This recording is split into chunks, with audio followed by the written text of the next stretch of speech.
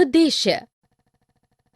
इस पाठ के अंत में आप निम्नलिखित सीखने में सक्षम हो जाएंगे।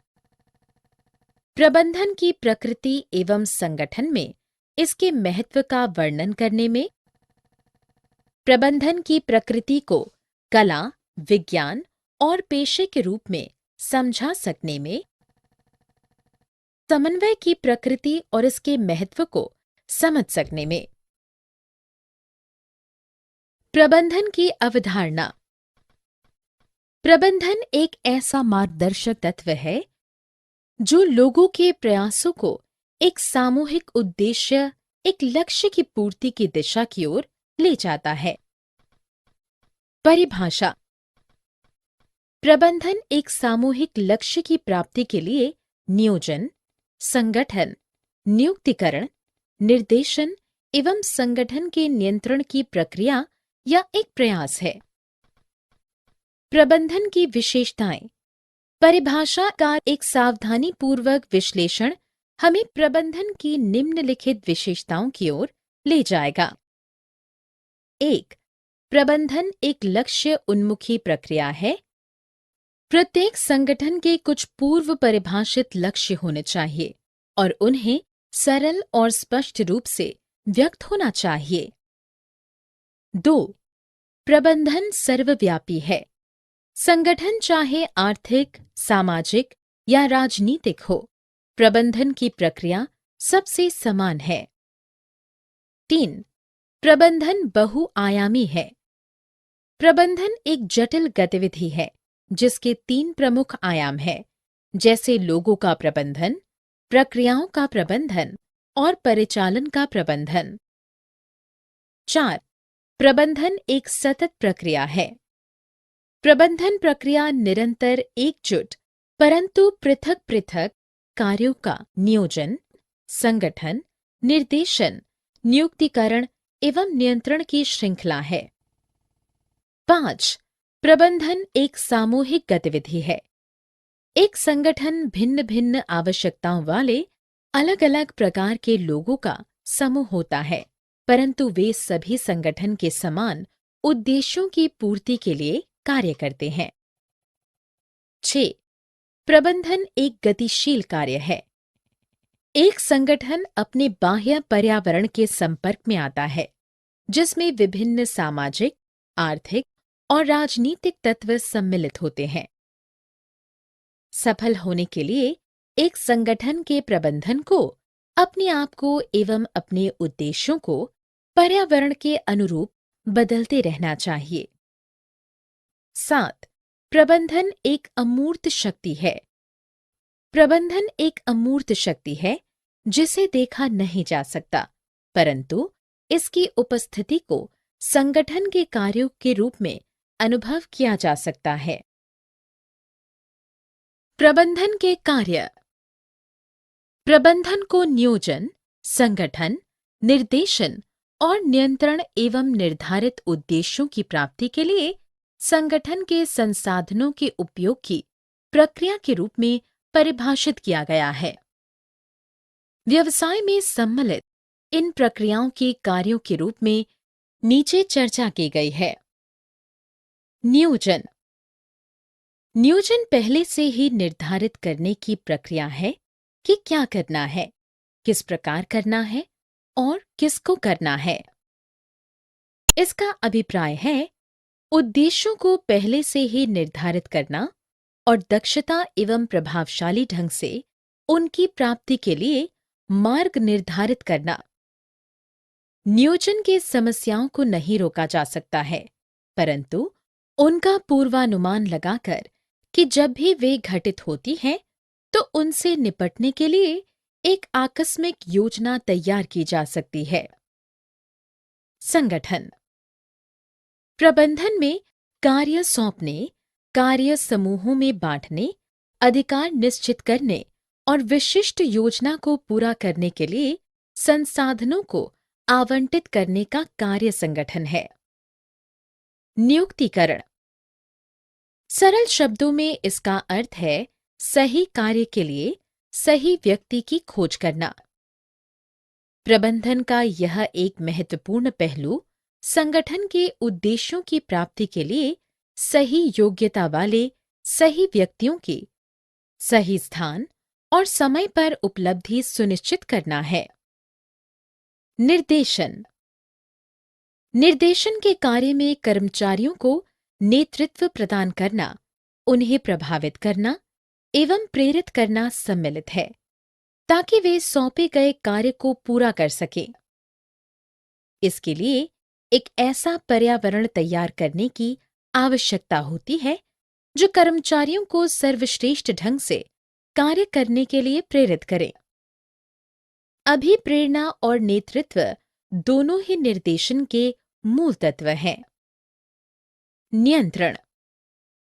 नियंत्रण प्रबंधन का वह कार्य है जो संगठन के लक्ष्यों की प्राप्ति के लिए संगठन कार्य के निष्पादन की निगरानी करता है। नियंत्रण के कार्य में निष्पादन के स्तर निर्धारित किए जाते हैं। वर्तमान निष्पादन को मापा जाता है, फिर इसका पूर्व निर्धारित स्तरों से मिलान किया जाता है और यदि कहीं विचलन की स्थिति हो तो सुधारात्मक कदम उठाए जाते हैं। प्रबंधन का महत्व। हम समझ चुके हैं कि प्रबंधन एक सार्वभौमिक क्रिया है। अब हम कुछ उन कारणों की जांच करने जा रहे हैं जिन्होंने प्रबंधन को इतना महत्वपूर्ण बना दिया है। प्रबंधन सामूहिक लक्ष्यों की प्राप्ति में सहायक होता है। प्रबंधन की आवश्यकता स्वयं प्रबंधन के लिए नहीं है, बल्कि संगठन के उद्देश्यों की प्राप्ति के लिए होती है। यह सदैव सामूहिक लक्ष्यों पर केंद्रित होता है। प्रबंधन क्षमता में वृद्धि करता है। प्रबंधक का लक्ष्य प्रबंधकीय कार्यों के बेहतर प्रदर्शन के माध्यम से लागत को कम करना और उत्पादकता में वृद्धि करना होता है। प्रबंधन एक गतिशील संगठन का निर्माण करता है। प्रबंधन लोगों को एक संगठन में हो रहे परिवर्तनों के प्रति अनुकूलित करने में सहायता करता है, ताकि संगठन अपनी प्रतिस्पर्धात्मकता को बनाए रखने में सक्षम रहे। प्रबंधन व्यक्तिगत उद्देश्यों की प्राप्ति में सहायक होता है। एक प्रबंधक अपनी टीम को इस प्रकार प्रोत्साहित करता है एवं उसका नेतृत्व करता है कि प्रत्येक सदस्य संगठन के व्यापक लक्ष्यों की प्राप्ति में योगदान देते हुए अपने व्यक्तिगत उद्देश्यों को भी प्राप्त करने में सक्षम होता है। प्रबंधन समाज के विकास में सहायक है। प्रबंधन यह सुनिश्चित करने में मदद करता है कि एक संगठन के सामाजिक उद्देश्यों को पूरा किया जा रहा है। यह अच्छी गुणवत्ता वाले उत्पाद और सेवाएं प्रदान करने में मदद करता है, रोजगार के अवसर उत्पन्न करता है और वृद्धि और विकास के मार्ग की ओर ले जाता है। प्रबंधन के उद्देश्य। प्रबंधन उद्देश्यों के 3 महत्वपूर्ण श्रेणियों के अंतर्गत भली भांति परिभाषित किया जा सकता है: संगठनात्मक, सामाजिक और व्यक्तिगत। संगठनात्मक उद्देश्य। प्रबंधन संगठन के उद्देश्यों को तय करने और उसे प्राप्त करने हेतु उत्तरदायी होता है।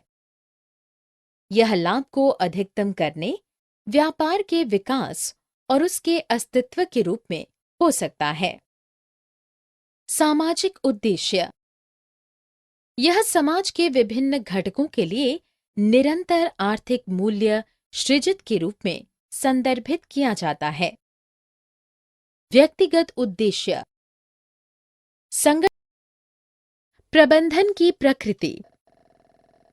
प्रबंधन शब्द के आज कई अलग अलग अर्थ हैं, जो इसकी प्रकृति के विभिन्न पहलुओं को उजागर करते हैं। प्रबंधन की प्रकृति को 3 अलग अलग श्रेणियों में वर्गीकृत कर बेहतर समझा जा सकता है। प्रबंधन एक कला है। वांछित परिणामों को प्राप्त करने के लिए कला वर्तमान ज्ञान का कुशल और व्यक्तिगत उपयोग है। प्रबंधन में भलीभांति परिभाषित सिद्धांतों का एक समूह है। प्रबंधन सिद्धांत प्रबंधकों द्वारा अपनी दैनिक गतिविधियों में लागू किए जाते हैं। प्रबंधन सिद्धांतों को लागू करने के लिए रचनात्मकता और अभ्यास एक सफल प्रबंधक हेतु एक अनिवार्य भाग है। प्रबंधन एक विज्ञान है। विज्ञान एक क्रमबद्ध ज्ञान समूह है जो सामान्य सत्य या सामान्य सिद्धांतों के परिचालन को स्पष्ट करता है। क्रमबद्ध ज्ञान का समूह। विज्ञान क्रमबद्ध ज्ञान का समूह है। इसके सिद्धांत कारण और प्रभाव के संबंध पर आधारित है। परीक्षण पर आधारित सिद्धांत। वैज्ञानिक सिद्धांतों को पहले अवलोकन के माध्यम से विकसित किया जाता है और फिर नियंत्रित परिस्थितियों में बार बार परीक्षण कर उसकी जांच की जाती है। व्यापक वैधता। वैज्ञानिक सिद्धांतों की व्यापक वैधता के साथ साथ व्यापक उपयोग होता है। उपर्युक्त विशेषताओं के आधार पर हम यह कह सकते हैं कि प्रबंधन एक विज्ञान है। प्रबंधन एक क्रमबद्ध ज्ञान समूह है। इसके अपने सिद्धांत और नियम हैं, जिन्हें समय समय पर विकसित किया गया है, परंतु यह अन्य विषयों जैसे अर्थशास्त्र, समाजशास्त्र, मनोविज्ञान और गणित से भी प्रेरित होता है। प्रबंधन एक पेशे के रूप में। एक पेशे की निम्नलिखित विशेषताएं होती हैं। भली भांति परिभाषित ज्ञान का समूह, अवरोधित प्रवेश, पेशेवर संघ, नैतिक आचार संहिता और सेवा का उद्देश्य। इन सभी विशेषताओं को प्रबंधन ने भली भांति बनाकर रखा है और उन्हें लागू भी किया जाता है। दूसरे शब्दों में एक प्रबंधक को एक पेशेवर भी होना चाहिए। प्रबंधन के स्तर। प्रबंधन के स्तर को दिए गए उदाहरण से बेहतर समझा जा सकता है। राखी और स्मिता दोनों ही एक व्यावसायिक इकाइयों में प्रबंधक हैं। राखी HCL की मुख्य कार्यकारी अधिकारी है और स्मिता HCL में शाखा प्रबंधक है। वे दोनों ही HCL के विभिन्न पदानुक्रम में सेवारत हैं। प्रबंधन के स्तर। बेहतर समझ के लिए प्रबंधन शब्द को 3 स्तरों में विभाजित किया जा सकता है: निम्न, मध्य और उच्च स्तर। उच्च स्तरीय प्रबंधन। यह संगठन के वरिष्ठतम अधिकारी होते हैं, भले ही उन्हें किसी भी नाम से पुकारा जाता हो। उन्हें आमतौर पर चेयरमैन, मुख्य कार्यकारी अधिकारी, मुख्य परिचालन अधिकारी, प्रेसिडेंट या वाइस प्रेसिडेंट आदि के नामों से जाना जाता है। उच्च स्तरीय प्रबंधन नियोजन गतिविधियों के लिए उत्तरदायी होता है। वे तदनुसार नियोजन करते हैं और उसे मध्य स्तरीय प्रबंधन को सूचित कर देते हैं। मध्य स्तरीय प्रबंधन। मध्य स्तरीय प्रबंधन उच्च स्तरीय प्रबंधन और निम्न स्तर के प्रबंधकों के बीच एक कड़ी का कार्य करता है। ये उच्च प्रबंधकों के अधीनस्थ और प्रथम रेखीय प्रबंधकों के प्रधान होते हैं। इन्हें आमतौर पर विभाग प्रमुख कहा जाता है। ये मुख्यतः व्यवसाय लक्ष्यों, नीति निर्माण और लाइन प्रबंधकों के आवश्यक कार्य आवंटन पर केंद्रित होते हैं। पर्यवेक्षीय या प्रचालन प्रबंधक। संगठन के पदानुक्रम में फोरमैन और पर्यवेक्षक निम्न स्तर पर आते हैं। पर्यवेक्षक कार्यबल के कार्यों का प्रत्यक्ष रूप से अवलोकन करते हैं। उनके अधिकार या उत्तरदायित्व उच्च प्रबंधकों द्वारा बनाई गई योजनाओं के अनुसार निर्धारित किए जाते हैं। पर्यवेक्षण प्रबंधकों के संगठन में बहुत महत्वपूर्ण भूमिका होती है, क्योंकि वे वास्तविक कार्यबल से सीधा संवाद करते हैं और मध्य स्तरीय प्रबंधन के दिशा निर्देशों को कर्मचारियों तक पहुंचाते हैं। समन्वय। प्रबंधन का सार। समन्वय। समन्वय प्रबंधन का सबसे महत्वपूर्ण और मार्गदर्शक तत्व है। समन्वय वह शक्ति है जो संगठन को निरंतर चलायमान रखने के लिए सभी विभागों के संचालन और गतिविधियों को जोड़ता है। समन्वय की विशेषताएं। समन्वय की सबसे महत्वपूर्ण विशेषताओं को यहाँ उजागर किया गया है।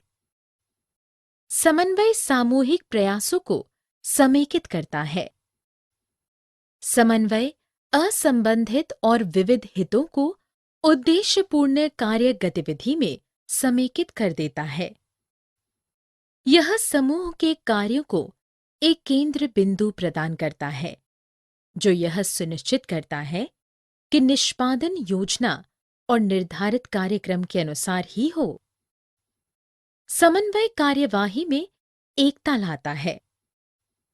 समन्वय का उद्देश्य समान उद्देश्यों को प्राप्त करने के लिए कार्यवाही में एकता लाना है। यह विभिन्न विभागों को जोड़ने के लिए शक्ति के रूप में कार्य करता है तथा सुनिश्चित करता है कि सभी क्रियाएं संगठन के लक्ष्यों को प्राप्त करने के लिए की जाएं। समन्वय निरंतर चलने वाली प्रक्रिया है। समन्वय कोई एक बार होने वाला कार्य नहीं है, बल्कि एक निरंतर चलने वाली प्रक्रिया है। यह नियोजन के चरण से प्रारंभ होकर नियंत्रण तक चलती है। समन्वय सर्वव्यापी कार्य है। चूंकि विभिन्न विभागों की क्रियाएं प्रकृति में एक दूसरे पर निर्भर होती हैं, इसलिए समन्वय की आवश्यकता प्रबंधन के सभी स्तरों पर होती है। यह विभिन्न विभागों के प्रयासों को विभिन्न स्तरों पर समेकित करता है। समन्वय सभी प्रबंधकों का उत्तरदायित्व है। किसी भी संगठन में समन्वय प्रत्येक प्रबंधन का कार्य है। प्रत्येक स्तर पर प्रबंधक को अपनी प्रक्रिया के सफल संचालन हेतु अपनी टीम के सदस्यों के साथ समन्वय और संवाद करना होता है। समन्वय सोचा समझा कार्य है। एक प्रबंधक को विभिन्न लोगों के कार्यों को ध्यानपूर्वक एवं सोच समझकर समन्वित करना होता है। किसी विभाग में जहां सदस्य स्वेच्छा से एक दूसरे के साथ सहयोग करते हुए कार्य करते हैं, समन्वय इस सारांश। हमने जो कुछ सीखा है उसे संक्षेप में दोहराएं। प्रबंधन संगठन के लक्ष्यों को प्राप्त करने के लिए उद्यम के संसाधनों का कुशलतापूर्वक और प्रभावी ढंग से नियोजन, संगठन, नियुक्तिकरण, निर्देशन और नियंत्रण की प्रक्रिया है। प्रबंधन प्रभावशीलता सही कार्य करने, गतिविधियों को पूरा करने और लक्ष्यों को प्राप्त करने से संबंधित है।